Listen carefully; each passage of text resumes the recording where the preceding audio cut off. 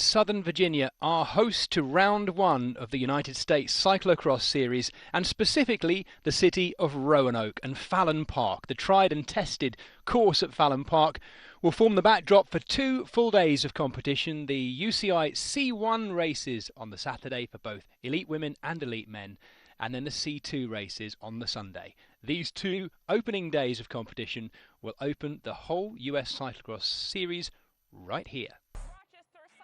Visit Virginia's Blue Ridge Go Cross. Really Rad Festival. Charm City Cyclocross.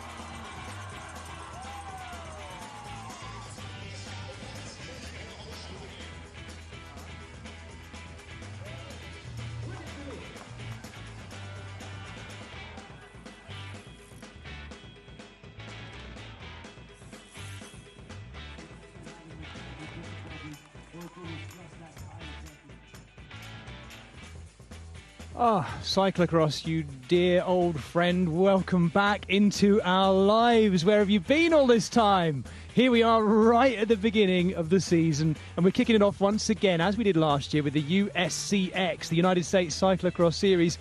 3 races, one weekend after another, that take us through to Charm City in Maryland, and then, of course, that Falmouth, Massachusetts race on October. A little bit of a pause before the final one, which gets us ever closer to that opening UCI World Cup round in Waterloo, USA. My name's Jez Cox. I am here with Jeremy Powers, otherwise known as J Pow. We've just been bringing you the women's race, and it was a very fast, dusty and bone-dry affair, J Pow, wasn't it? It certainly was, Jez. Yeah, we had a great race, and we saw a lot of good, we won't do any spoilers, but we saw a lot of great riders out there. You know, Maghalie Rochette, saw Caroline Monty, Raylan Nuss, Sydney McGill, all going head-to-head for that top spot. But today, temperature increasing a little bit as things have gone on, almost closer to 80 degrees Fahrenheit. We heard from some of the female racers, some really high temps out there now. Yes, one of the things you definitely, well, I would say you probably never see in European cyclocross, unless you happen to be at a summer cross race, was riders warming up, as we saw for the women's race, and I'm sure we might see for the men's race as well, but warming up on the course and arriving at the start line in ice vests. Yes, you heard me right. For cyclocross. So cooling, an ever-present part of our sport nowadays, but you wouldn't necessarily expect it for cyclocross. We're looking here at the man who won this race, right at the bottom of our shot there, Vincent Bastens. Of course, the Belgian, who has now made a thing of starting his season here in the USA. And he's back again to see if he can get the double win, just as he did 1 year ago. Of course, we have the C1 races today and the C2 races tomorrow. Curtis White topping the list of, I guess, American favourites as well. And it's looking, J Power, like Eric Brunner. We're looking at the standings here from last year. Do apologise. These are the standings, of course, after last year's season. After Vincent Bastens won 5 rounds in a row, he then departed for Europe, meaning that Curtis White and Eric Brunner led in the point standings at the end of all 4 rounds last year as well.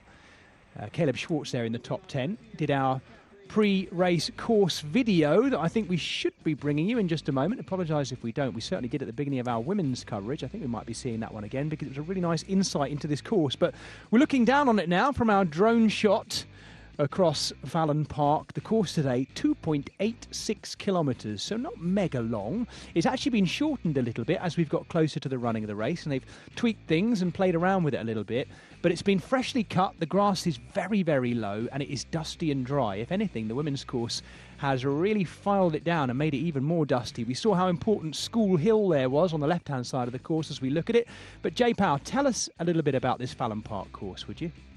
Well, yeah, we've seen it very similar if you've watched previous editions to other years. You know, it's got a lot of the first half of today's race is going to be really interesting. There's going to be a lot of Yeah, a lot of undulation and some more climbing. Then they get up to a sand pit. Then it rolls downhill back down to like where the venue area of the track is. I think we're going to have Caleb Schwartz take us through some of the key sectors potentially here coming along. But here he is now. Caleb, to tell us all about this. I ride for my own program, NV Industry 9, and we're here in Roanoke for Virginia's Blue Ridge Go Cross, and I'm going to take you through some key course features today. Differently from last year, we're headed the opposite direction on the start straight into a very sharp right-hand sweeping corner here. Gets really narrow, really fast. We've got some gravel and off camber. Pretty dynamic and really narrows in quickly, which will make for, I think, a pretty spicy and interesting start to the race. This is the Fat Tire Full Send off camber 180. It can be decisive because if you make a mistake here, it's high speed, it's rocky, it's technical, and you have very, very limited options to make it through this corner without smoking a tubular on rocks and roots. We're here at the barriers. These are definitely some atypical barriers. We've got an uphill at an angle, making them definitely more difficult to hop than your standard flat barriers. They're not super high, but they're right before Schoolhouse Hill. And if you get gapped off here, you're going to have to burn a major match to close that gap before the final decisive sections. We're here on Schoolhouse Hill with 5 corners to go. This is going to be a very decisive part of the race. Basically, we have one final massive kicker just before this section, and then 1, 2, 3, 4, 5 corners to go that are incredibly hard to pass in. They're also technical, and if you're not right glued to the wheel, there's no way you're getting around, and if there's any gap at all, you're not coming around in the finish straight. There it is. Those are the key features I think are going to play a factor in Go Cross tomorrow, and we'll see how it actually shakes out. Big thank you to Caleb Schwartz, who wish him well in the race, which is just about to start as he's racing for NV Composites Industry 9. We will be looking out for him. But the man who starts first is the highest man on the UCI rankings. That is how they are starting today. Curtis White, number 2, bib number 2, ahead of another one of our foreigners, the Swissman Loris Ruya, the 24-year-old. It'll be interesting to see how he goes. Former mountain biker, making the journey over here for this race, along with some other Swiss contenders as well. And we have 44 riders in this field today, and even more foreign contingents as well. I've mentioned Loris Ruya. Anton Ferdinand has joined Vincent Bastans in a 2 Belgian pronged attack at the front end of this race. Anton Ferdinand riding for DHM. We'll watch the 2 of them and see how they get on. They will have an excellent battle with Curtis White. He was the series winner last year, and he's well used to battling with this man, Jay Powell, isn't he? Vincent Bastain's there. Yeah, getting a shot here of Curtis White, the U.S. National Champions tires there, talking with Vincent Bastans. Curtis riding for the Steve Tilford Foundation, similar to Raylan Nuss, who's our Continental Champion over on the women's side. But Curtis riding his first race of this season as the U.S. National Champion. This is, as you mentioned, Loris Ruya. Rider I haven't seen here racing in the U.S., especially in these early season races. Swiss rider, very strong. Great to see another rider, Anton Ferdinand. We've seen a lot of him over in Europe. A very special rider, really bringing a lot of depth to the U.S. scene. I expect those first 4 riders to really play a big factor. You're seeing a lot of the traditional cyclocross tires out here today. This is Michael Vandenham riding for Giant Easton. You'd famously remember Michael for cracking his finger at the World Championships last year, his last race, right back in, right? Just placing it right back in after crashing in that opening start lap. Here's Caleb Schwartz, who we saw take us through the pre-ride, riding for NV Composites Industry 9. And then, of course, we've got Andrew Dillman. Really great to see Andrew back on the front row here, racing. Super strong rider, great guy. And, of course, we've got the CX Devo Trek Bikes rider, Andrew Strohmeyer. Super strong rider. Great to see Andrew also on the front line riding for CX Harris, continuing to, and Trek Bikes. Everybody here on the front row's got a lot of training and is living for it, so it's going to be really good racing, and see how everyone comes into this first race of the year. J-Power, Vincent Bastans must be the favourite for this. He is 35 years of age now, though vastly experienced, and as I said, has now made a regular feature of starting his season here in the USA. He's the man to beat, but there's an awful lot of up-and-coming young talent in there as we watch them gridded too. A lot of 20 and 21-year-olds as well, including current under-23 and former junior champions too in amongst them. Could be an exciting, fresh start, couldn't it? For sure. Yeah, there's a lot of talent in here. I think there's the current, maybe Vincent's part of the 2 generations he's racing out of now. But then you see the Curtis White generation, that 25 to 30. And then just before that, it's like 2 more generations down. If you do it by every 5 years, it's kind of wild. You see these 19, 20, 21-year-olds all racing. And those are the next names of cyclocross that are starting to punch above their weight and starting to put themselves in the top 5 as the riders are poised and ready to go here down on the start line here at Virginia's Blue Ridge Go-Cross. Yes, the US Cyclocross Series starts right here. Of course, the women have raced already in their C1 race. This is the men in their C1 race. Tomorrow they have their C2 race. So all of these USCX Series races, 2 days back to back. The highest ranked race on the Saturday and the slightly lower ranked UCI race on the Sunday, meaning there's really no incentive for anyone not to do both, and they will all do both as well. There is the US national champion, Curtis White, looking to do that skin suit proud today. And he leads into the first corner as well. Curtis White looking calm and in control. He has Anton Ferdinand right up alongside him as well, the Belgian, in the dark blue of Des Hatch Hen's Mace. That easily recognisable kit hasn't changed that kit yet. Ferdinand now taking over the lead. And when we spoke before we came on air, J-Pow, you said you reckon Anton Ferdinand could be the man to watch today, and he's leading right now. Yeah, super solid rider. I mean, Vincent comes into the U.S. scene, and he's been really, really strong. He comes over. He's got a small crew, but he's got some Europeans with him this year. It's going to change the dynamic of the racing for sure. But these riders, they have an extra gear. The Belgians, the Swiss rider, Loris Ruya, all of these riders will change the dynamic of the racing. Curtis is going to be traditionally, like he and Eric Brunner would really have focused and been super strong out here. But you can already see that, this is a different makeup. This first lap is going to be super, super fast, and I don't think that the pace will drop very much from laps 1 until the end. So it's going to be 60 minutes, very, very hard racing. A lot of these riders, this is their first race of the year. Maybe sans 1 or 2 riders that raced over in Germany at this opening race, but for most of these riders, this is going to be the first throwdown of the season. As we see now, it is Ferdinand on the front, followed by Curtis White, followed by Vincent Bastans, Lawrence Ruya there, and then we've of course got Jack Spranger there in 5th spot. So great to see the CX this cross rider there coming in and topping into that top 5. Yeah, you mentioned the racing last weekend in Germany, J-Pow. That was the opening UCI race of the year, and of course it was 2 days back-to-back, 2 races back-to-back.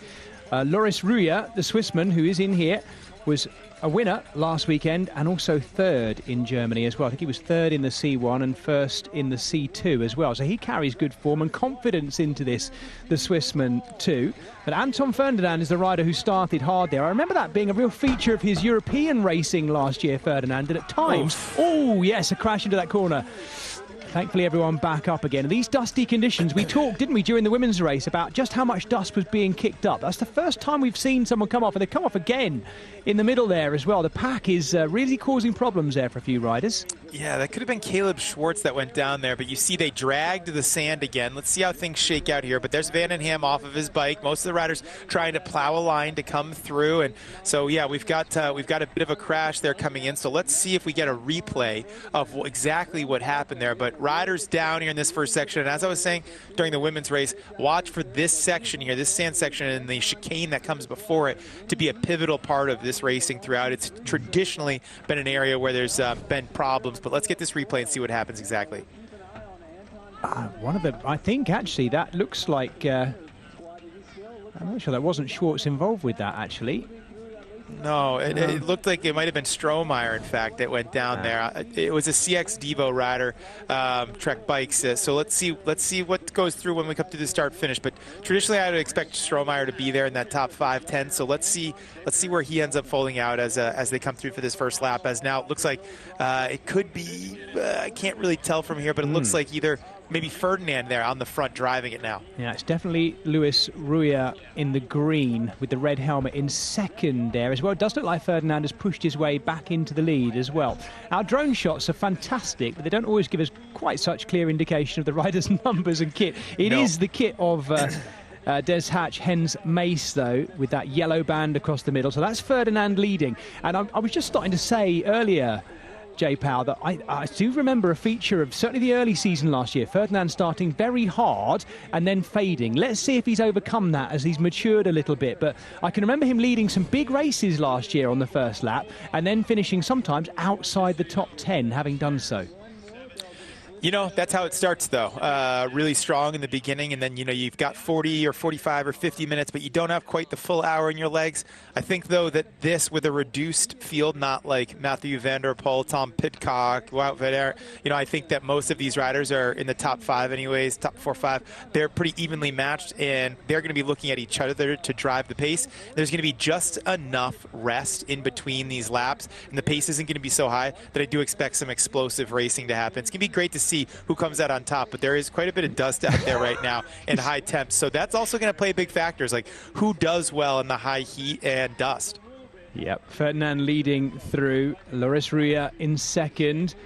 Caleb Schwartz there as you fifth. said, yeah, absolutely, just off the back of that group. Bastain's in fourth, Schwartz in fifth there as well, so this is the makings of a leading group. Ferdinand looking confident, pumping the bike down over the flyover there.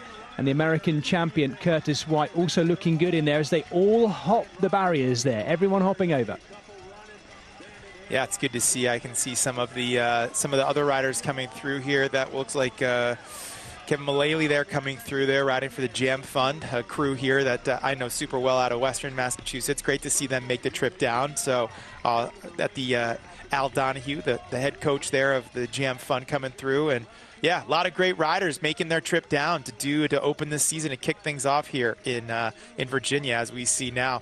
Looks like still Ferdinand on the front there, followed by Loris Ruia, Curtis White, and Vincent Bastons, which is exactly what I expected. But let's see if Caleb Schwartz can make his way across there and tuck in on that, back on that wheel. Yeah, Schwartz is nearly onto the back of Bastans there. Bastans racing in the same kit, same colours as last year, which is handy because we have often an awful lot of changes of kit. That American Champions kit of Curtis White, very easily recognisable, of course, in the Stars and Stripes. One more rider trying to come back on there as well. The Swissman in second there looks good, just closing up the gap behind Anton Ferdinand, who is leading. And look at the dust, just the sheer increased number of riders on the course. The fact that it's being kicked up by the women, it's noticeably more, what should we say, like the course is on fire out there today, isn't it, J. Powell? And it could be in complete contrast tomorrow when we expect it to be quite wet. We could be in for some heavy rain showers tomorrow. We could be. Let's see what happens. You know, I know up here in the Northeast there is a hurricane coming through right now, which is going to hit. So there's going to be some choppy waters, but that's not the same storm that these guys are going to face. So, you know, we have to wait and see the weather. It seems like it changes it by the minute, but they are expecting some thunder showers and some rain tomorrow. So let us see. It'll be interesting to see as now White gets shuffled out to fourth as Bastons wants to make sure that he's part of it. But this is different. Vincent Bastons hasn't faced such stiff competitions from other Europeans coming over, but perhaps they see his success and his points grabs that he's done over here in the preseason. There is the Trek World Cup. These riders have decided, you know what, I'm going to take a stab at getting some points, getting some good American racing in, some lower, you know, maybe not as intense, you know, with regards to like the public and the fans and the having to do as much autographs and things like this. They'll be happy to come over here, have some more relaxed racing, but high points grabs and prize money. So these riders are taking notes on what Vincent Bastons has been doing over here and deciding to have a crack at it themselves, which is cool to see.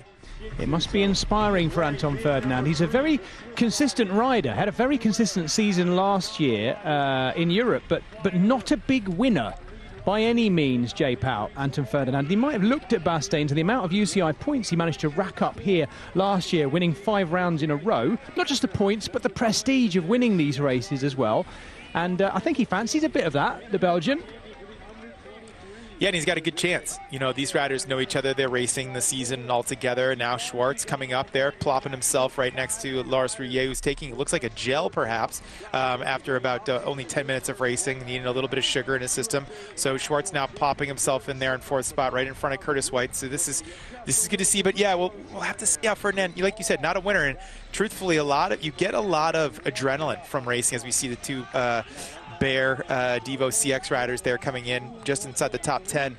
But to win is a totally different thing. But here we go, the top 10. Ferdinand, Rouillet, White, Boston, Schwartz, Spranger, Strohmeyer, and Marcus Shelton all there, just right in, all within 10 seconds. So this race still very much together, but watch this sand section, Jez, as they come into this, because this opens up gaps. That's that corner again, isn't it, where we had the crash on lap 1. Thankfully, everyone, I think the crash was probably more likely to riders slightly dive bombing up the inside, just the sheer number of riders here. I don't think it's a particularly dodgy corner, although a lot of these corners here are very flat. And I guess, I mean, J. Powell, could there be anything in this that riders who've been coming off a mountain bike season might, I know it sounds odd, but might just be more used to having those wonderfully bermed corners. So many XC courses now are bermed all over the place. And then suddenly, I mean, it crosses like the epitome of the flat corner, isn't it? It is, you know, and I think that these riders, you know, they're all riding tubular tires or something fancy, cotton, you know, semi-tubulars or open tubulars or whatever, but they've all got something, you know, that's able to take up a lot of the bumps and the stuff that goes on there when they're turning these kind of smaller 33 mil tires. I don't think that they're too worried, but yeah, I guess if you're coming off the mountain bike, you might, you know, there's a different style of riding, but most of these guys have been on their bikes for the last couple of months, getting used to how they're riding on the equipment that they're going to be racing on at race pace and getting used to it. I know Curtis White's been up here in Western Massachusetts training with a lot of the local riders and dialing in his machines, and I'm certain that the Belgians, I know from their Instagrams and stuff, have been out there really pushing it in their sand pits and in their local training courses. So everybody here is very, very well aware of their equipment, and as I think that crash we saw is more of just you know, a bottleneck. I think, Jez, just too many riders trying to get into one space and not enough room to do it. This leading group, if we call it that, is not yet fully formed just yet. Anton Ferdinand's still leading and wanting to lead by the looks of it. The two Belgians just stealing a couple of bike lengths there at the moment. That's coming back, though. Loris Rouillet there working his way back up into 3rd. I think he wants to get closer to the front by the looks of it. And you're right, you know, J. Powell, Bastain's last year had this much more his own way. He's got a fight on his hands today, hasn't he? Not just from Ferdinand. No, this benefits the other riders too, though. You know, Schwartz and White, who are tucked into this group, and if Spranger comes on, these riders are going to benefit from the additional horsepower because the racing is going to be more tactical. And the thing that's going to be interesting about this is not everybody has, these riders have all raced together. Don't get me wrong; they've all been in the, you know, the top those races after the Christmas period, the World Championships. They've done races together, but never like this. You know, never as a head-to-head race, racing for the win.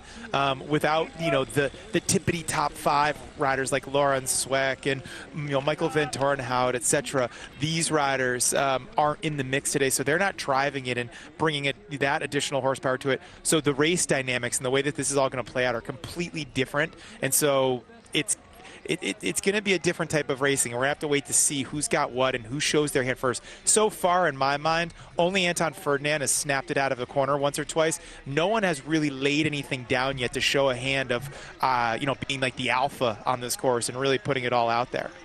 Ooh, all but the 6th rider there, hopping those barricades as well. One of the riders just coming in there. I think that might have been Jack Spranger, just unclipping and running it there for a little bit of confidence maybe as he chased back onto the back of that group. Caleb Schwartz just surfing around that bend. I think Jack Spranger just behind him there as well. So we've got a group of, what, 6 or 7 forming up there at the front. And J. Power, it should go without saying, but I haven't mentioned it so far. Of course, we're starting the whole cyclocross season here at the home of cycling on Eurosport GCN in America. And this is an America with an American rider on the cusp of having its first Vuelta winner since Chris Horner in 2013. What a special weekend for American cycling. It is absolutely brilliant. So many people, and I'm talking to you from London, England, in Europe, or should I say previously in Europe, close to Europe. So much love for Sepp Kuss. on the cusp of taking that win tomorrow. It must be a wonderful time to be enjoying American cycling, despite the fact that we're starting cyclocross season. What a moment, AJ Powell. Yeah, I'm really happy for Sepp, to be able to be doing this and to kind of have been through all that drama and the hardship of being a leader amongst the two big champions of Primoz and Jonas, and he's been able to do this. And yeah, I think for American cycling, this is going to be a real, a real boost to the interest. And I also think to Sepka's career, I think it's really special to see. I know we have a lot of mutual friends, and I've just been seeing it all over the Instagram, and the U.S. Media and cycling magazines have been so excited to see this, and I'm just happy that he's been able to, after doing so much for those riders, be able to have his own success as well, because he really deserves it. He raced this huge race, and he's been super, super strong, as we see now. Looks like Strohmeyer coming back here, popping himself there on Ruya's wheel as he comes in. He wants to get past Loris Ruya and pop himself in here at the front, so he's got to strike a good leg. This is what I mean. Wait to see the first rider that's going to maybe put a little bit of a warning shot out there, and it looks to be Andrew Strohmeyer. Super strong rider, very, very successful U.S.-based rider, young, up and coming, definitely punching above weight. But every year, Jez, as these riders get older, they get a little more power, a little more confidence. Awesome to see Strohmeyer here leading up this race with so much European talent and the national champion of Curtis White. Yeah, Strohmeyer himself, a former junior national champion in the USA and under-23 national champion too. Just sensing that the group was watching each other there, and why not come through and put the pressure on himself as well. So he gets himself to the front, out on the front, out of trouble of course, and with clear sight of the course in front of him too. Strohmeyer now kicking up this little rise. He has last year's winner, double winner, because he won the first and second round on his way to taking 5 round wins in a row. Vincent Bastain's there sitting in second wheel in that light bluey green kit. This is it's a very close one, J Powell, at the front, isn't it? There's no gaps between this lot at the moment. No, it's going to get harder, though. We're only 1/4 of the race so far is completed. 15 of 60 minutes is only done. So, this is there's a lot of racing to go. And I think a rider like Bastain's, a rider like White, the older riders in this group of 6 here, they're going to know to wait. They're going to know to be conserving their efforts, to be thinking that that this race is going to play out late. There is a lot of shuffling and moving around. You see Ruya there shuffle out that 6th place rider there, Schwartz, not letting him come past for the sand pit. Riders trying to jockey for position. They don't want any problems here, but Ruya there leaves a little gap through as he comes in fighting for position. But I think Bastain's and White, they know that they can't be out there firing off shots early. They need to wait and see how this plays out and wait for the others to make a move. And then if nothing happens, then of course it's going to come down to the last 20 minutes, which is very classic cyclocross, especially on a drag track like this here in North America. Yep, absolutely bone dry. This is exactly what you'd want to see at the beginning of the season. Depending on where you're watching this around the world, of course, if you're watching it from where I am in Europe, it's exactly what we've been accustomed to seeing, these really fast, dry, dusty courses in the USA, and starting the season again with the US Cyclocross Series. That sand pit, by the way, is almost volcanic, J Powell, isn't it? It's quite dark sand. It reminds me of the Canary Islands, Lanzarote, somewhere like that. That kind of coarse, dark sand. They're going slightly uphill in the direction today, but tomorrow it'll be really fast through there, ever so slightly downhill into it, won't it?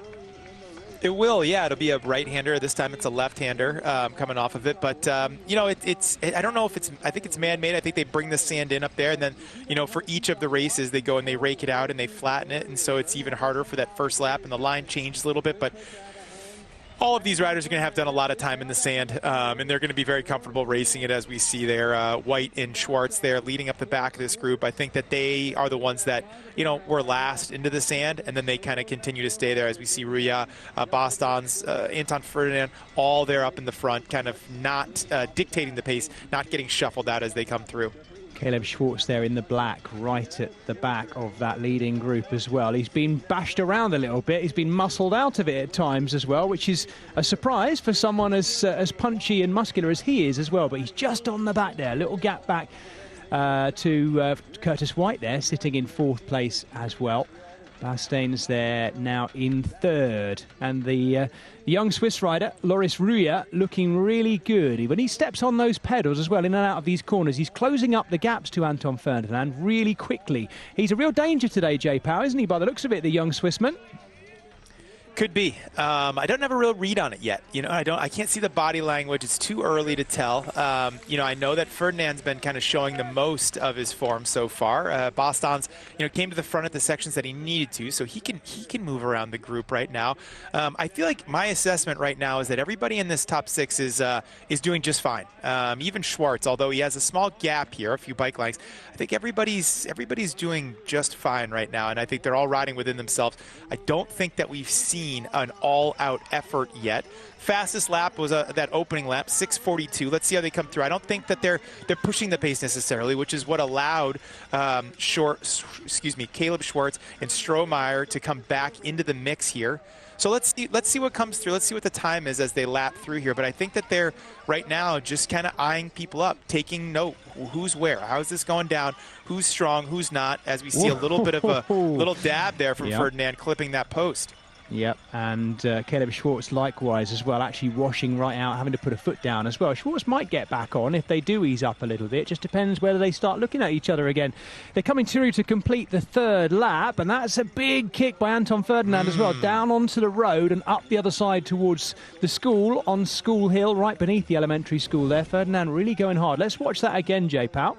Yeah, little bit of a replay here of Ferdinand. Watch him as he comes in there, just a little slide out, clipping the back wheel there, and then when he comes through, just looking up, but kind of just off his mark, but feeling a little sparky there, kind of pushing the pace on that, getting a little squirrely, and now this is the first real effort that I've seen, and you can see everybody's on the same page now. They understand that this is Anton Ferdinand making the first real hard efforts of this race 20 minutes in.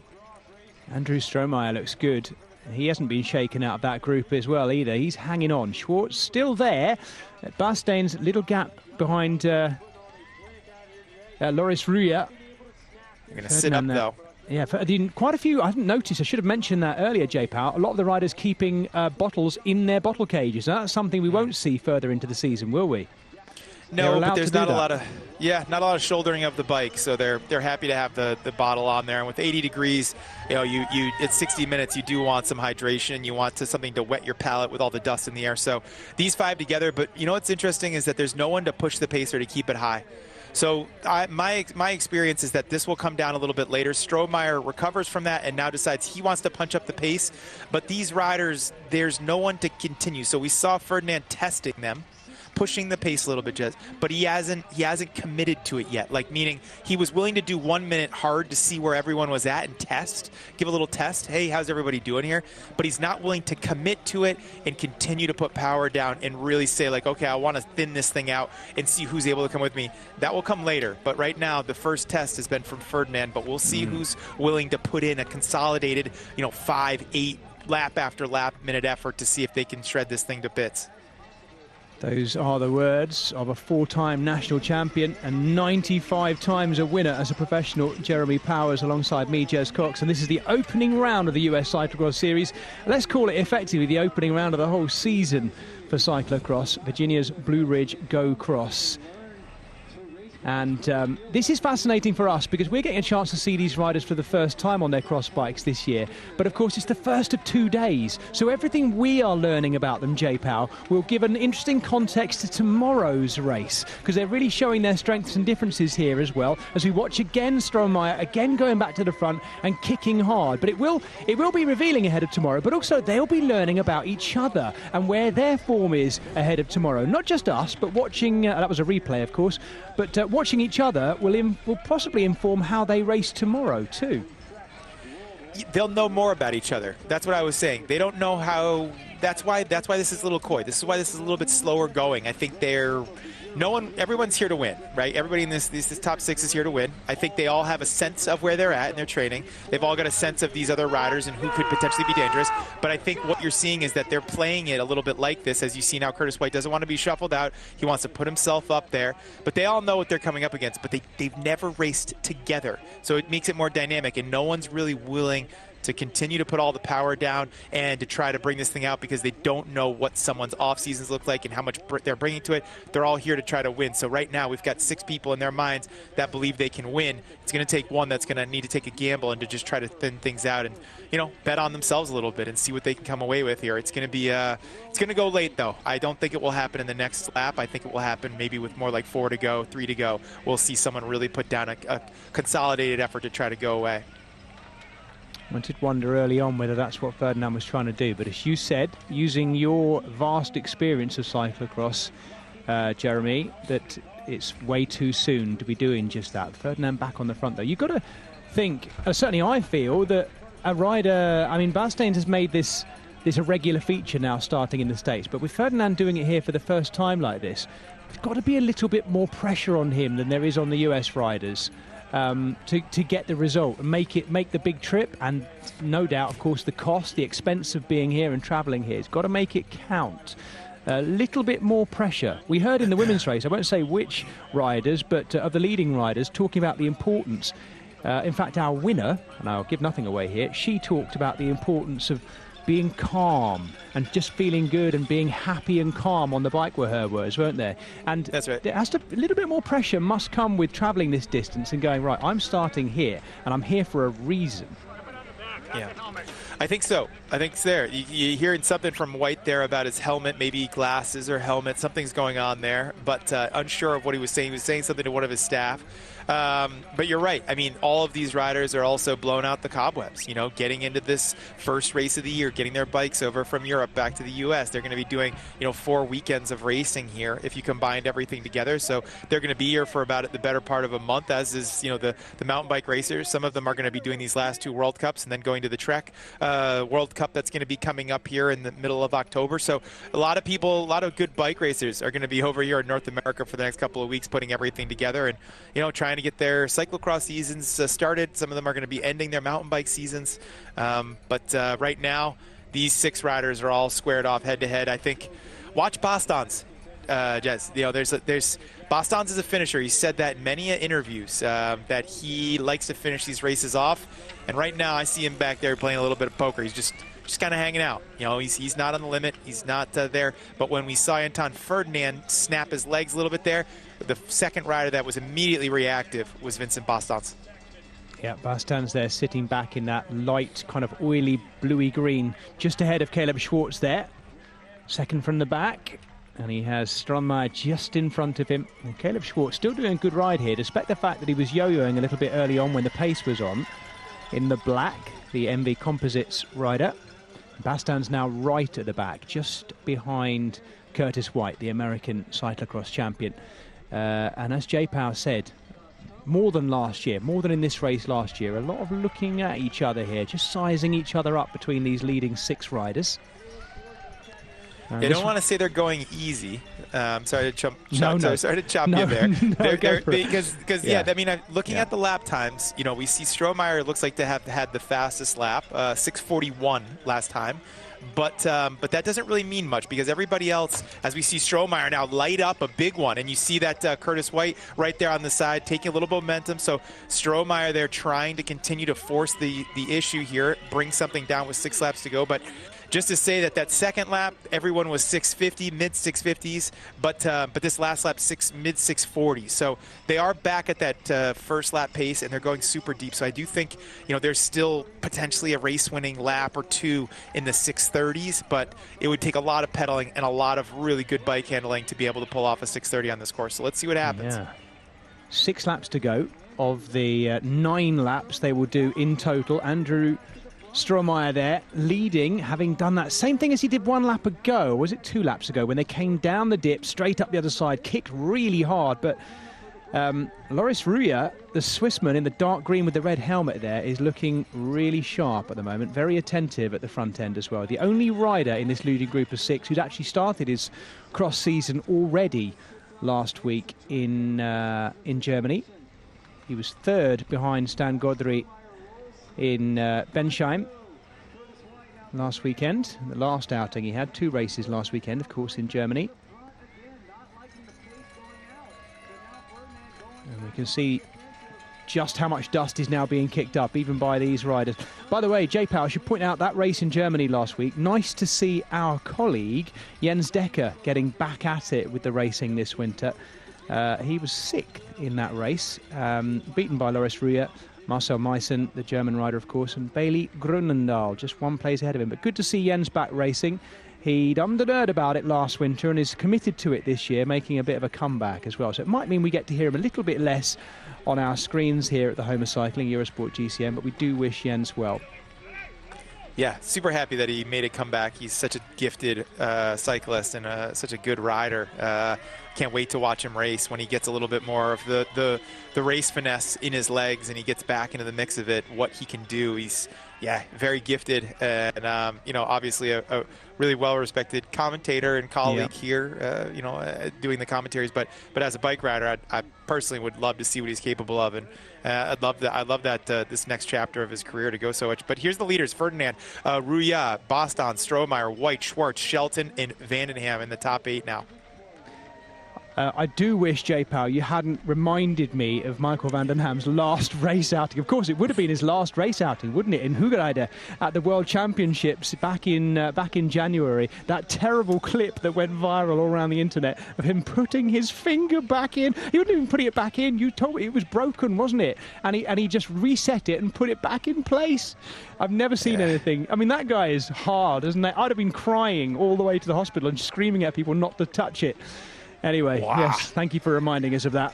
5 laps to go, half an hour of racing done already. We're now getting into the second half of this race. And Andrew Strohmeyer wants to be the one who's igniting it, doesn't he? Kicking again. Yeah. No, he's really feeling good on the bike here. He's opening a gap. White's needing to close that down. He's let 1 or 2 bike lengths go. Strohmeyer, though, last lap, it was a 7-minute lap, so it wasn't as feisty as the 2 laps that we saw, the first one and the third one. The 4th lap was 7 minutes for everyone, but right now, Strohmeyer opening it up and trying to put together here. We saw him after we saw a little attack. He was the one that followed it up to test the legs of everyone, but now we are seeing a concerted effort from Andrew Strohmeyer to put together 5, 7, 8 minutes here of hard riding to see what damage he can do. He's got a couple of people on notice here. You can see Boston's there, 6th spot right now. Curtis White just in front of him, but you see Ferdinand and Ruya both right on Strohmeyer's wheel. Well, Strohmeyer's last race outing was a really disappointing one for him at those World Championships in Hoogerheide in the Netherlands, of course. He was 42nd in that under-23 race. I'm not sure how many people finished, actually, but he must have been a long way down. And that's on the back of 2 top 10 finishes in World Cups at both Benidorm and Besançon in the under-23 category. So he would have expected to be top 10 there or close to the top 10 at the World Champs. But a disappointing end to a really good season for him last year. Yeah, do you think there was a crash? I think there was something. So it wasn't a normal day out for Strohmeyer. Absolutely. You know, but yeah, no, he's a really great rider. He's you know, he's definitely one of the up and coming U.S. talents, and you can see here another year of development under his belt, and now he's attacking some of the top 20 European elite males here in this first round. He's clearly on a good day, and it's so good to see. I know Curtis will be really happy to see too. Strohmeyer up here going for it. You know, we talked a lot about Eric Brunner, who we don't see here, or Scott Funston, Brunner's teammate there, but neither of those 2 riders here representing the U.S. today. But for sure, it's great to see that we've got 2 Americans here in the mix going all out and riding, as we see Schwartz a little bit gapped off. But let's wait to see as now Ruya takes up the front, maybe to calm things down a little bit after Strohmeyer really punched it up. But again, I haven't seen anyone yet, Jez, put together a full lap at this halfway point. No. And all the while, last year's double winner here in Roanoke, Vincent Bastain's just sitting at the back. I make it sound so easy, don't I? You've pointed out, J. Powell, a couple of times just how hard it is to keep up this pace at the front. But there he is in that greeny-blue top to his skin suit right at the back of the group, and quite deliberately in the back of the group as well, just watching everyone, just behind Curtis White, the American champion. as long as Vincent Bostons is there, for me, he's still the favorite because of his experience and because of the way that I've seen him race. Whoa, as we see there, a little bit of a slice up. Boom, look at this, over the barriers. What an awesome shot from the drone. We see Strohmeyer. This is where he lit it up last time, so there's a big climb just after this as they come through. This is not the front group. This is the group with Michael Vandenham and some of the other riders from the USCX. But let's see, does Strohmeyer open it up here again on this part of the course where he is getting a replay here of Strohmeyer as he comes through, just crossing it up as he comes through here, Jez. Yes, I love it. In actual fact, Anton Ferdinand tried to match him there, and he just cased it a little bit. He landed a bit short on the top. That was class by Strohmeyer. I think he cleared the whole thing there, J-Power. And yes, you're right, he crossed it up a little bit too. Yeah, well, you know what the truth is that while that looks super cool, it does tell us where he's at, and he's not at his maximum, right? If you're crossing it up and you're not at your max, right? So that's what I know right now about Strohmeyer, is that he's feeling really good. He's feeling quite sparky, and let's see what happens. Yep. It's exciting, but watch these corners too, because these have speed limits on them, and as they get through here, Jess, this could be an area where we see a slide out or a rolled tire, something happen in these, because these are, as the race pace goes up and as the riders get more fatigued, this corner in particular, a lot of these really washed out and super fast. J-Power, what do you just explain what you mean by that? They have speed limits on them. I think I know what you mean, but what you mean, if they go too fast, you just wipe out. That's right. Yeah, right. You can only do parts of this course so fast, and then you've kind of got your, you have to figure out, as we see a gel hanging out of Ferdinand's mouth there, you've got to wait, to see, where can I get more speed on a course like this, as they all sit up, take a gel, take a little water, wait it out. We never used to see gels. Nowadays, gels in cyclocross are all the rage. You see lots of them after Pidcock kind of made it okay to take gels. Now everyone also all right, well, we're going to take gels. It's true. It's true. You see a top rider do it, and then you think, why not? Why wouldn't we? From a performance standpoint, I always used to take one at the start. It's hard in these races when you're going so hard to do that. But Strohmeyer, again, really young rider, just lighting off shots here. He might look back at this and think, I needed to consolidate all those sharp attacks, put them one together and make it go. But I don't want to take anything away from Andrew. He's riding a great race, and he's riding at the front, and he's riding on how he feels. So let's see what he can do here. It is nice elemental racing. We would definitely encourage it, J-Power, wouldn't we? But that is, well, he might yet go on to win this, but that is 4, maybe even 5 of those hard sprints he's done so far, Strohmeyer. But he is really confident. We've seen him enjoying himself on the bike, and this is what we want to encourage, I guess, as we watch it. The very best riders applying themselves as they want to.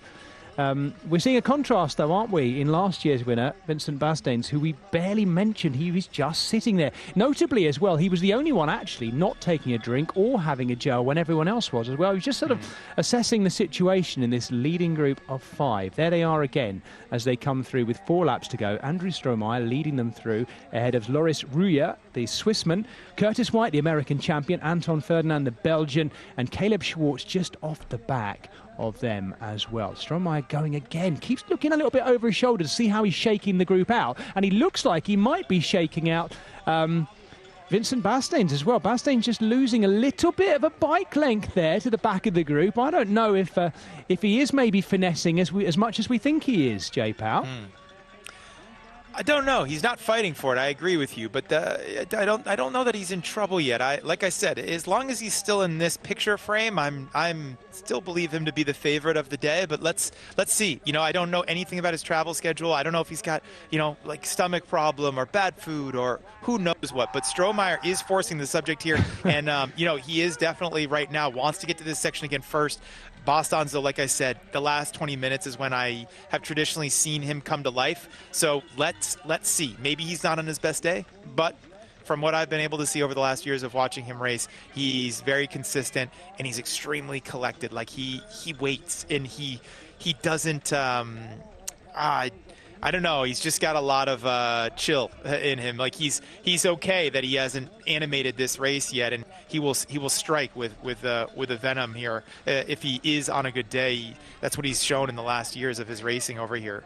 That's the next group going through, with Marcy Shelton in the middle of it, riding for USCX, the 20-year-old, another one of those exciting young riders who's coming through at the start of this season, working their way away from the junior ranks through the under-23s. Vincent Bastans, though, is still not back on J-Pow. He's taken a while, maybe using the climb to come back on, but that gap is about the same as it was. And I can't help but think that Andrew Strohmeyer has looked back at Bastans a couple of times. Wouldn't be surprised if he had another look again there as well, just to see the damage he's doing behind. He's going again. I agree with you. Strohmeyer is definitely, like I said, I was waiting for someone to do it. Ruya now coming across, going through both of them to take the front, to bring it down into this section. So now Ruya on the front there. Strohmeyer sees them come through, so they've got to be on notice. But everybody coming through this section very fast. So definitely Schwartz has kicked the bee's nest a little bit here, got everybody riled up, and now Ruya wants to benefit from Strohmeyer's attack. All the while, Curtis White just sits in there. Curtis White has looked very good so far. We haven't seen him really do any of the attacking. He's just following wheels, and he looks good, the American champion, in there as well. But it's as if these youngsters really want to flex their muscles right at the beginning of the season as well. Strohmeyer doing most of it so far, but Loris Rouillère there, now leading in the green skin suit, red helmet, the Swiss rider.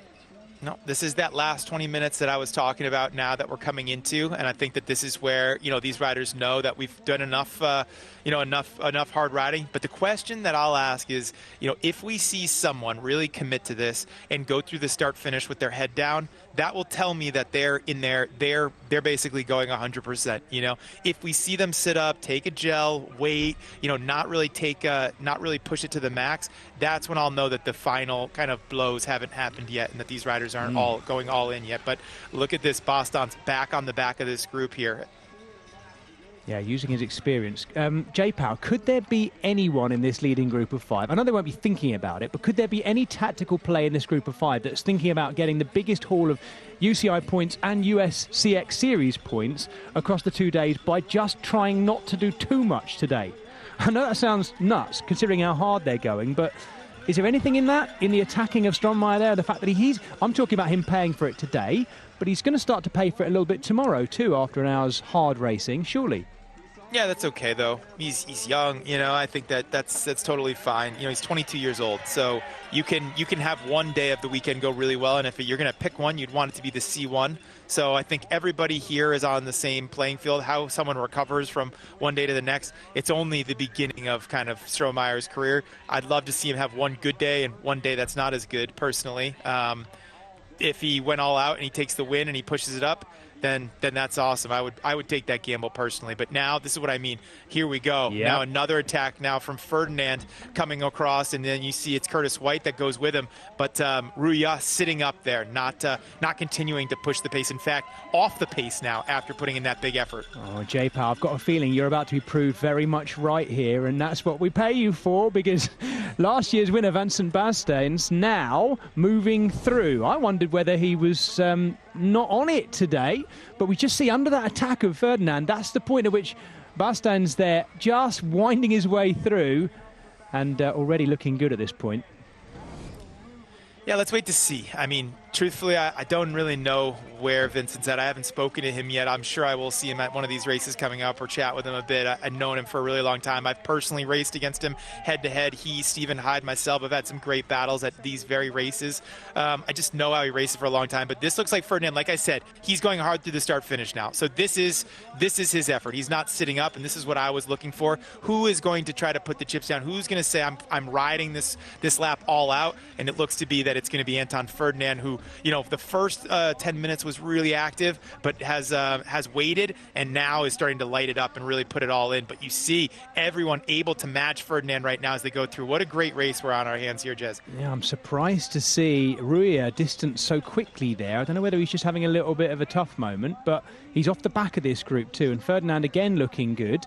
The Belgian rider for Deshatch Hens Mace in the very dark blue and yellow with the white helmet at the front.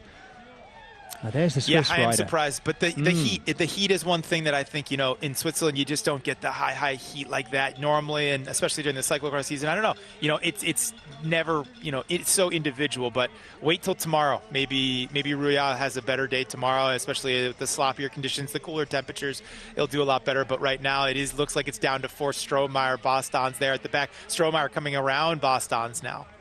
3 laps to go. And the American champion, Curtis White, we're not really mentioning him because he's not breaking cover at the front very much. He's just covering wheels. He's never once, though, has he? Curtis White has never once looked in trouble. And he's not been yo-yoing up and down either, like we've seen Bastain's doing either. He's been very comfortable in the middle of that group the whole time. No, he brings a lot of confidence. This championship, he just put out a great video. If you haven't seen it, I think it's the For the Love of Cross, maybe is the name of it. But he just put out a video. I was able to be a part of it. Bill Scheiken of CX Harris was able to be a part of it. Chris Norvold did the edit. A lot of great clips from last year's racing in the path to Curtis's national championship title. So very cool to see. I know Curtis super well, and I think he brings a lot of confidence from, of course, his victories last year, but also finally, after so long, finally becoming the national champion. I know it's a great privilege, and I know he feels really like everything is worth it now, having been national champion. I think it's special to see because he's had a lot of at-bats, a lot of second and third places, but never pulled it off, and finally he is the champion of the United States for this year. And that is something, of course, that Jeremy Powers, who's alongside me here, well, not alongside me geographically, but alongside me in voice, has done on 4 occasions too. Great to be on the mic with you, J Powell. My name's Jez Cox, and the two of us are bringing you this, the opening round, the opening day of the USCX series in the dusty, dry conditions of Virginia's Blue Ridge Go Cross. And I make this the 6th big attack by Andrew Strohmeyer. Again, still looking really snappy, but it's not shaking out this group just yet. No, and Ruya sticking in there. Some classy riders out here. I'll be curious. I'll be curious to see who's going to put together 8 minutes all out here at this point with the heat. Maybe no one. Maybe it's going to go like this and yo-yo around. I mean, Curtis yesterday sent me a voice message. I asked him to just give me some feedback on the track. He said it was very similar. He thought it might, he thought it might be late, but he also thought it might be a group race all the way to the finish. It was hard to say because there's, like there's a lot of this, as we've been seeing, a lot of small attacks, but it's hard to put together a full lap. But it's continued to be Strohmeyer, who we know is very good right now. He's really riding strongly, but he's the one that's continuing to push the pace. The 22-year-old former junior and under-23 national champ riding for CXD Trek, also Crosshairs Devo Trek on the front here, number 8, really throwing down and putting a lot into this as he comes through. Okay, J Powell, you know I like to do this, and I'm going to force you to do it. I will not allow you to back down. Who's going to win this bad boy? Come on. Can I get in there first, actually? Let me get in there first. I'm the ignorant Englishman here, so I can get in there first. I'm actually going to say that, I'm only going to say it because I know you were going to say this, Vincent Bastains will take off on the last lap, having sat there quietly all race, and he will win. There's my pick. Who you got? And you're not allowed to go for the same as me. You're not allowed to. No, that's brutal. Not that's allowed brutal. To. That's yes, brutal. That's what I do.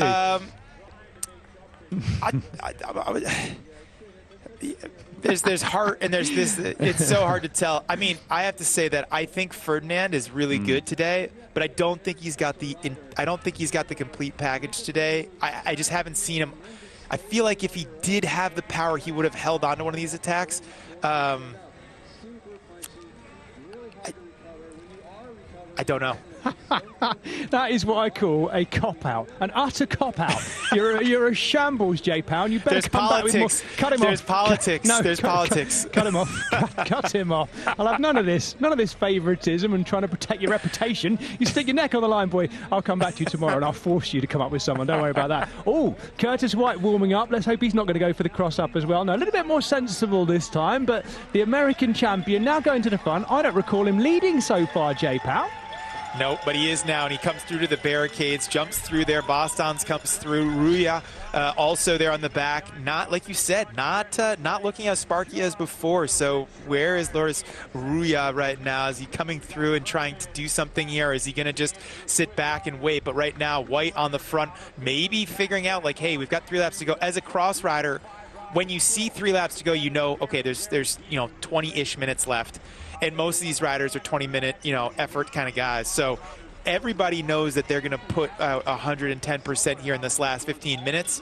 So let's see. Let's just see. Someone's going to light off a firecracker here, and it's just a matter of time here. So let's wait to see if this is White's moment. If he's going to try to stretch this out now. And we've just been looking at that little group of 3 who are in 7th, 8th and 9th. They are Marcy Shelton, Jules van Kempen and Michael van den Ham. Those 3 just still inside the top 10. I will critique your pick a little bit, just because Boston's has been very good, but I would say that this is, although there are other riders that are at a high level, Boston's traditionally has been more active, and so even for Vincent, he's really played this one coy. If he's super strong and he's going to light one off, he's played this. If he does that, he's played this to absolute perfection. With regards to just to be clear, mate, you're not allowed to not give me a prediction and then pick holes in my prediction. You've just double-crossed yourself. I'll tell you something. I'm not going to go easy on you tomorrow, J Powell. You be ready for it, boy. Let's see who drives this through the start-finish now. No, they're going to sit up. They're going to sit up, which is going to benefit Ruya as well as Vincent Bostons here. Let's see. Here we go. Someone's gonna take the bait on this one, and it's going to start to go pretty bananas. Once again, Bastain's the only rider there who did not take a drink either. So either he's super focused and not needing it, or just using a different hydration tactic to the others. There he is with the number 1 on his back. What has Ruya got left? Loris Ruya sitting on his wheel, who looks so good in the opening 25 minutes of this race. Really good. I actually thought the Swissman, in fact, if we'd have picked a winner then, I'd have said it would be the Swissman in the green skin suit with the red helmet. But you can even see from his style here, he's just rolling that little bit more. Still strong enough to be hanging in with the leading group of 5. But unless he's playing it canny and deliberately trying to look not so good, he looks like he might be swinging a little bit more, the Swissman, at the back. Got a great race though, and I'm really happy to see all of these riders up at the front. It's great, but this is a good race as we get this nice aerial overshot here. It's just a matter of time, Jez. Absolutely. We're looking at that backing off by Strohmeyer there again, looking over his shoulder, having the sense just to look around him, letting Anton Ferdinand underneath as well, even Ferdinand looking around as well. As you say, J Power, in the closing stages of this race, it's still a very canny affair. Dare I say it, we could be treated to a sprint finish here as well. And it's not a super long finishing straight either. They'd have to sort themselves out coming into that final bend, wouldn't they? It would happen. The final race is going to be, the final lap's going to be going really hard after this turn here, all the way up to the sand pit. Guys are going to try to get there first, and those stairs in that little area just after the stairs is the last place to really do a good pass if someone's on the gas. It's there's some little areas to pass, but you'd have to be quite cagey about it. Lot of checking. A lot of people are looking at each other right now, and they're going to race here to this sand pit pretty aggressively coming up here, and you're going to want to be in that top. So watch this. Hopefully we don't have a crash. I'd hate to see that. As you see, Boston's giving a little space, knowing that it's going to be a little argy-bargy up top to funnel my inner Marty McD. Don't you come out with the Anglophone quotes now, will you? Yeah, Bastain's again just playing it so coy at the back there, laying off a little bit, allowing a bit of space, almost waiting for the others to take each other out and just cruise through to the win. He's certainly not had it all his own way today, because it's a very, very strong leading group. I still think, despite my pick of Bastain's there, J Powell, I still think that Curtis White's actually looked the most physically comfortable. I mean, he's a lovely, smooth, powerful rider anyway, but of all the riders there, form-wise, he's never shown a wobble at all in this American champion. Look at the way he's riding through the sand too as well. Just rolls up behind Ferdinand. He looks good. No, I agree. I just can't play any favorites. I don't know. I agree with your statement. Listen, I've given up trying to tease it out of you. I can see you've closed up like a clam, and viewers all around the world have seen it and heard it for themselves, J Powell. But anyway, Strohmeyer is back on the front. I just don't know whether he's got another big killer attack in him like we've seen so far. We haven't seen him do that for a while, but boy, has he dug deep when he has done it. This is 2 laps to go now as well. So maybe we're seeing, as you mentioned earlier on, the heat now taking its toll. This is a longer race than the women's race. We didn't really notice it as much in the women's race, did we? But this has been very hard since the off, and maybe that's what it is. That the temperature. What is it now? About nearly 4:30 in the afternoon local time. Still pretty warm as well, though. It's been a warm day as well. Yeah, it will be cooling a little bit now at this time. But, 80 degrees is for cyclocross. The speed's not very high. So you do end up having to just work super hard to get your body to cool. But, yeah, these riders, they'll have done this before. It's just interesting because right now, like, Schwartz is on the front. Boston's, everyone's got a real poker face. It's a hard race to call. I haven't seen anybody really slip a wheel or anything. I think Rouillat was the only one that showed a little bit of, maybe deflated a little bit after he took over the front after Strohmeyer had punched it up. Rouillat came through, took it up, but then, that was kind of it. He hit the rev limiter, and then he said, yeah, I don't want to do that anymore. Took 2 laps kind of off there, looked as though he was going to be dropped, comes back. It's really hard to say. It's really hard to say where this is going to net out right now. Everybody looking very calm, cool, collected, and evenly matched here as we go into this last, 8-9 minutes of racing. I mentioned that Loris Rouillat there sitting in 3rd place, raced both days last weekend in Germany. I don't know when he came over to the States, but it's still quite a big trip to take, even if it's midweek. Just adjusting to things and then adjusting to the warmer temperatures. Thankfully, it's pretty warm in Europe at the moment anyway, and I know it's been pretty warm in Germany too, where he was racing last weekend. But they're still looking at each other, still being quite cautious about this on the first day of 2 days of back-to-back racing here. And once again, Andrew Strohmeyer kicking hard now, kicking hard along the long straight. This is that replay where we saw him really starting to go all out, and we saw this was up on the top part of that track, so he's still continuing to punch that pace up, but this is the area where he's done it lap after lap. So if he is still on the front, which it looks to be as though he is, this is where we've seen him really pedal and really start to push the pace quite a bit. So he is still on the front. This is, again, a little bit lower gear. Looks back, sees, is there a little damage? There is. Boston's letting a bike length go as they come through, so watch this area now. This is that, there's a small depression, a small downhill as they come through just, and now this is where Strohmeyer's lit it up before, and it looks as though he's going to continue to do that. Rouillat's there. Anton Ferdinand doing everything he can to come back. Strohmeyer climbing super well, though, right now. Bostons and White hanging on. Look for it to go hard through the start-finish, and look for someone to be fighting all the way to that sand pit. And the last possible place is after those stairs, Jez, that we just saw just a minute or two ago. You want to be at the front. You want to be in the top 2 or 3 there, because it's a very quick sprint after that, and there's not a lot of space in these turns to make a pass. It'd be too dangerous. You'd slide out. You'd take someone else out. These riders are all G's. They know they don't want to take anybody out with their racing. So this is an impossible place to pass on the last lap.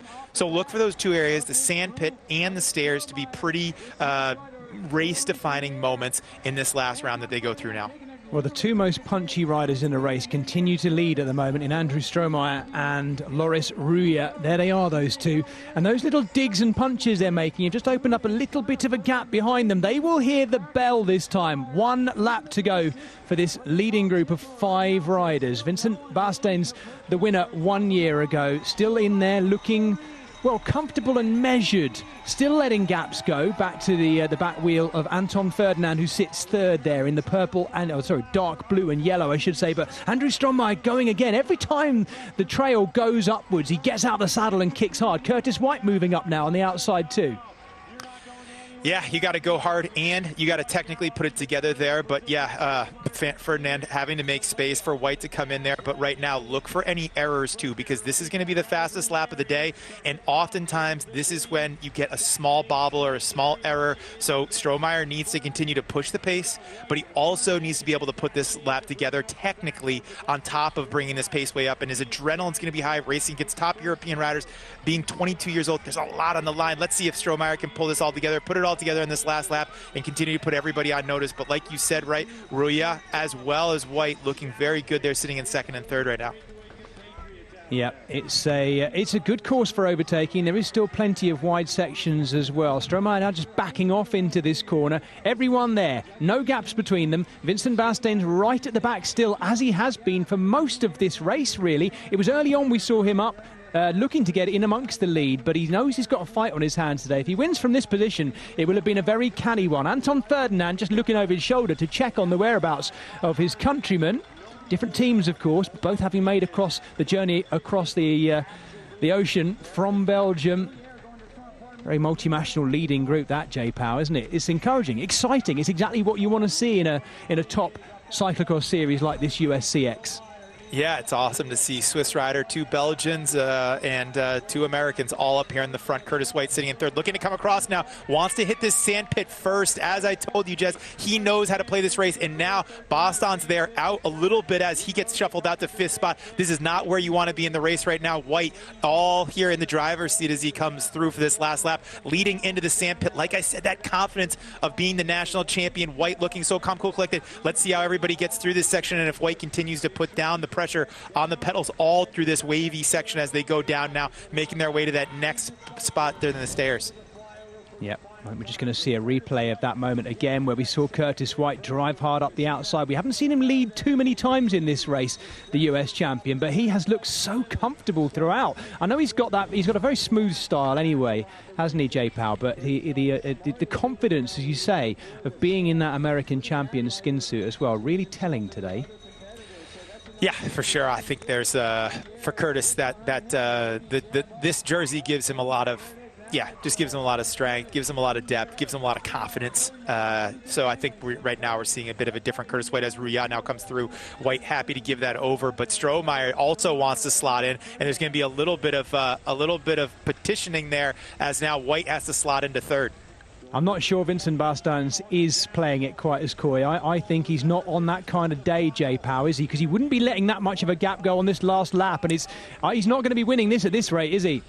Nope, he's not, and he needs to fight. He needs to fight through here, and White needs to fight too. I'm telling you right now, this is not a good position for White to be in. He needs to be up there in that 1st or 2nd spot. Going into those stairs, it's going to go really fast up that. You're going to remount, and then there's not a lot to go after that. It's going to be a short, fast sprint. Right now, you want to be in the top 2, and Rouillat now, though, going all out, opening about 5-6 bike lengths over Andrew Strohmeyer. So right now, it's White, Anton Ferdinand, as well as Strohmeyer that all have to close up to Laurent Rouillat, the Swiss rider that's now coming in and pushing it really hard here in this last final lap.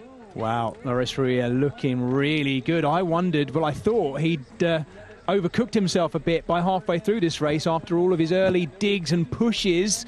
But now he looks like he's still got something left in the tank, and he's got a little gap over Strohmeyer as well. Swissman leading from an American, and then a Belgian, Anton Ferdinand, just back in third. Maybe Vincent Bastens isn't finished just yet, though. Curtis White is looking like he might be telling a little bit on this last lap as well, but the Swiss rider is looking snappy on the steps too. Ferdinand closing up. In fact, they're all closing up a little bit to the top there. I think that Strohmeyer's the best on this last section, if I'm being completely honest with you now. I've seen him be able to come over the top. If he's got anything left, he's done really good over the barricades and on that next little punchy uphill section. Rouillat, the first time we've seen him out of the saddle, but Strohmeyer now all out as he goes in, shaking his head left and right as he punches it over. He pushes it down over the top, really trying to get all his speed back, brings back Rouillat now over the barriers. Look how he closes the gap there now. Wow, Loris Rouillat now getting trouble from Strohmeyer. Strohmeyer using his big dig to come through now as well. This is it. And it's going to be a battle by the looks of it at the moment between the 2 most punchy riders in the race too. Yeah, all the way up now. Ferdinand there lurking in the background. Strohmeyer takes it slowly through that. He knows that if he slows down and breaks the pace, Rouillat mentally right now kind of like, okay, I did everything I could to break it. But Strohmeyer now, in the first time he's been in this position leading these riders, this is the section where he's been super strong. Let's see if he can gap these riders off a little bit and put them under pressure. No, now White coming back across and opening up and going all the way over the top of everyone. Oh, Curtis White just squeezed out of it there by Loris Rouillat, the Swissman, just coming right a little bit and chopping Curtis White there at just the wrong moment for him. Like I said, this is not an area where you want to try to pass from here. That was White's last opportunity to get to the front. This is going to be a really fast sprint, very short at the end. So right now, Rouillat in the best position to be able to capitalize from this. Let's see if everyone can keep it together. Strohmeyer trying to pass in the section. Oh, right now, White doing everything he can to stick on. He's looking at the race win. Loris Rouillat holding first position, but looking over his shoulder. I think he's expecting another attack from Strohmeyer as well. What has Strohmeyer got left? What has Anton Ferdinand got left there in third? The Belgian locked on the wheel. Curtis White just hanging on right now and actually losing a little bit of gaps. The Swiss rider is starting to extend his lead here, and he's so close to the finish. Here he goes. He opens up. Loris Rouillat is open. Strohmeyer, what's he got left in the sprint? Rouillat looking like he's taking it though, and he's going to get a win. Or is he? He had to be careful on the line. line. Loris Ruya just passed just a metre beyond the line, but the Swiss rider, having looked brilliant early on, that little dip in the middle, let's call it saving himself. They, J-Power, are wasted. Yeah, that's a hot race as we're going to get over there with the camera to check out what happened. But yeah, like I said, there wasn't a lot of time to pass after the stairs there. You had to really punch it up. Rouillet knew what he had to do to get there. I think what we saw from him earlier was he tested, he figured out where he needed to go hard, and then after that it was like, hey, I'm not going to do anything else for this rest of this race. He knew exactly how he needed to do it. That is not Vincent Bossons, that's Laurens Rouillet, the Swiss rider there from Klosterkitchen, Heizomat, that took the victory. He played that perfectly, didn't he? He absolutely did. Leading from the front. And actually, I wondered whether leading into that sprint might have been a mistake. But he seemed very, very confident in his finish, didn't he, as well? Using exactly the same punch and kick we've seen him using on the hill every time he'd gone up it in the finish as well. Let's watch it again, J-Pow. Yeah, no, it was interesting. I mean, Strohmeyer did close a little bit, but it wasn't enough as Rouillet there came out. It was so fast, very quick, little downhill. You see Ferdinand there and Strohmeyer coming through, going right around Rouillet, but it's such a short, fast sprint. I knew the first person onto the pavement was going to have the big advantage. It's just you already have one bike length ahead of someone. It's a single, one by one going through that section. You can't go two up into the turn. So, yeah, it was really well played by Loris Rouillet, the Swiss rider. Well, Anton Ferdinand doesn't look too pleased because he had a very fast finish there. He did manage to come around Andrew Strohmeyer for the finish. Had a good race, Anton Ferdinand. Maybe, well, I mean, in fact, I say maybe, J-Pow, if he had led into that final corner, he also probably would have been the winner because it was so close between those three. You were right with your analysis of where they needed to be. It's a cruel finishing straight, that, isn't it, for a group who might come together because it is so short. And not just short, but it curves to the right as they come to the line, doesn't it? It's not even a straight. I can't call it a straight. Yeah. No, it was a quick finish. It was a fast finish. It always has been. But I think, yeah, it's something, this is bike racing, right? The best riders were all out there. They were all doing their best, and they were, Strohmeyer had a great ride. Yeah. Curtis, I don't think anybody in the top four there, including Bossons, can be too upset with that. I mean, Bossons clearly not at the way that we saw him, but he hung on there despite not on his best day. So I think everybody will be generally happy with this, and we see the sprint again. Strohmeyer realizing that he needed to come through, but man, that was close. But Anton Ferdinand just got there. So still a great ride from Andrew Strohmeyer. I think for me, the best ride I've ever seen him do as an elite rider so far. Very impressive indeed. I must admit, I was a little bit worried for Loris Rouillet there because he wouldn't have got his hands back on the bars and started sprinting again if he'd celebrated too soon. I think it's the front on shot maybe gives it makes it look a little bit closer than it was, but. There we go. What a fast opening day of racing in both the women's and the men's. If you didn't see the women's race with us, you can watch it back on GCN+. You can catch all of it right there. So much happening, of course, this weekend where we see the Vuelta closing out this final day tomorrow, of course, into Guadarrama, the final stage tomorrow, of course. You can catch that here at the home of cycling on Eurosport GCN. The Women's Tour Romandy as well is on this weekend. Marty McDonald and Joe Rousel bringing you that. But so much racing to catch up on. So much cross now to catch up on because across this weekend, J-Pow and I will be bringing you 4 cross races. We've brought you 2 already here today. The women's race a little bit earlier. And now the men's race in glorious sunshine. As I say, just to mark your cards, the weather forecast ain't so great for tomorrow, which could make it a really interesting, a contrasting 2 days of racing here. Certainly for the spectacle, I hope for the forecast to be correct. For the riders, I don't hope it's correct. But for us watching on television around the world, it might be rather nice to see this course run, as it will be, in the opposite direction. A few little bits of the features will change to make it flow in the opposite direction. But the opposite direction for the C2 races tomorrow, exactly the same timings as today for both the women's and the men's races in that order. And we are just about to see some interviews, I think. Bill Shakin giving us the interviews once again with our leading 3 riders, I think in the shade of the tree as well, if I'm not mistaken. It will be interesting seeing the course run in the opposite direction tomorrow, as we see, I think, confirmed for us there, our result. Provisional as it always is at this stage. Loris Rouillet, the Swissman, we seem to be missing. There it is. We've got the Swiss flag up. Anton Ferdinand in second. Andrew Strohmeyer there in third, ahead of Curtis White, Vincent Bastains, Caleb Schwartz. Jules Van Kempen got the best of that little group of Marcy Shelton and Michael van den Ham there in 8th and 9th. 10th place, Ben Frederick as well. Great to see Ben. Yeah. Note one last thing before we get these flash interviews up from Bill. 6:27 was the top 3 riders there. I said it would be a 6:30. It was in fact 6:27. So here's Bill with the winner today, Lawrence Aruya. What a race. Great way to start the season. Can you talk me through just a little bit of the strategy and just the fight in that front group? Yeah, thank you so much. Yeah, that's the very fast race. And yeah, I think I am not the best runger today. And I have some lap very hard with my legs and also with my head.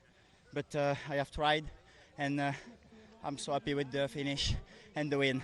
So it really looked like the first person to get onto the final hills was going to, if you were leading coming onto those final hills, you were going to take it. Was that in your head? You weren't coming in that last half of the lap? Yeah, exactly. Yeah, this race, it's so fast, and I think it's not the best day for going all the race on the front. You have some corner technical, and sometimes it's short when you are not first. But yeah, my gestion with this, it's perfect today, I think. And yeah, today I'm very happy. So with this field out here, a lot of Americans racing in there, were you expecting the competition this high, especially early in the season? Yeah, today it's a little bit more low of Fayetteville when it's the World Championships. I am also riding there, and yeah, it's crazy there. I like so much the people and also the track, and yeah, I am happy to be here for 1 month. All right, well, congratulations. We'll see you out here tomorrow. Thank you so much. All right, we're going to bring in our second place finisher, Ferdinand. Great race out there, really just working from the front. It was a lot of attacking. It seemed like it was really tactical between that group of 5. Can you talk me through what was going through your head, especially in those last laps? Yes, in the beginning I feel very good actually, but I think I did too much in the first 30 minutes. The second part of the race was yes, I feel it in the legs, but I had a strong last lap and just second. Double feelings. So same course tomorrow. If you have the same scenario, what do you do differently in that last lap?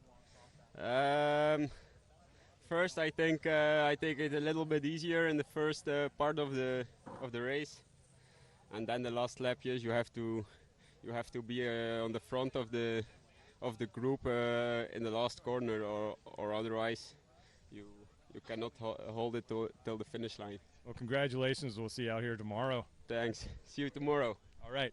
Okay, now we're going to go to our third place finisher, Andrew Strohmeyer. Andrew, it looked like the group wanted to take some breaks out there, and you were the guy that was really pushing to get ahead and attack. Yeah, I mean, we come out here, it's the first race of the season, and yeah, we're just sitting in the front group, and we kept sitting up and riding recovery, and I wanted to get out here and race and really see what we could do. So yeah, anytime they set up, I was like, all right, let's go harder. You knew that coming around in that last lap, it's really almost the flyover and the barriers. You got to be there because you got to be there for the hill. So, you know, what did you do today to put yourself in the position, and what's the strategy going into tomorrow? Yeah, I did everything I could. I made it to the front before the last hill, got passed by one on the hill and tried to make it past in the final corners, but it just, yeah, it wasn't going to happen. They're so tight. So yeah, tomorrow's going to be interesting. I think we're going to see a little bit different race. Still a U23 racer, nice to be up there mixing it up with the full elite field. Is that just give you a good benchmark for where you're at? Yeah, it feels really good. I mean, yeah, no, I'm the youngest guy up there and still be able to push these guys and really make the race. So yeah. Well, congratulations. We'll see you tomorrow. Yep, thank you. All right, that's going to do it for us here on the ground in Roanoke, Virginia. We'll send it back to our commentators. Well, big thank you to Bill Shaken for the interviews, as ever, as we look back at the race. I have to say, Jay Powell, I think Andrew Strohmeyer, no offence to you, of course, but I think Andrew Strohmeyer is my new favourite American crosser. He came across really nicely there. I absolutely loved the way he took the race on, attacking. And he looked around. He said it in his interview, didn't he? As soon as he's up, well, I'm just going to go harder. Come on, let's just go harder. I absolutely love it. Looking back at some of the key moments here, Anton Ferdinand with all those early digs and the looking around. He'll be looked back tomorrow to try and make good on today, because he looked the most dischuffed of the leading riders with his second place. He was a bit angry with himself, I think. He'll try and put that one right tomorrow, so watch out for the Belgian tomorrow. And this was one of those moments from Strohmeyer, again, just watching the group thinking, yeah, I'll take this on again and again and again. And in the end, he had a podium finish to go with it all. That was the moment we saw him crossing up and enjoying himself over the flyover. Something I've done many times, of course, J-Pal, in my dreams. And then this lovely moment from Curtis White. That was the win, though, for the Swiss rider, Loris Ruya. We'll be back to do it all again tomorrow. Will the result be the same, though? Let's see. Fantastic day of racing. And there's the result confirmed for us of the C1, day one of the men's races. Loris Ruya of Hazelmat, Klosterkitchen, the winner, the Swiss rider, and a nicely multinational top 8 there. 2 Swiss riders, 2